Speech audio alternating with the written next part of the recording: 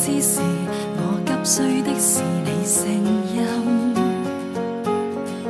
每當天色昏沉，你就像太陽為我暖身。對於朋友，你的細心已足夠花去半數時間，尚有精神娛樂大家，從沒離群。情路段段不行，你用辦法沒有上心。關於利用經驗，叫身邊的人勇敢。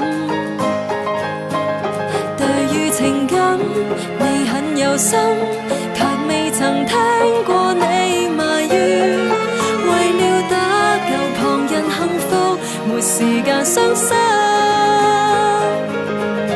感激你最開心的人，陪伴着我每個無眠夜深，用你笑聲修補我不幸，過濾失落重獲信心。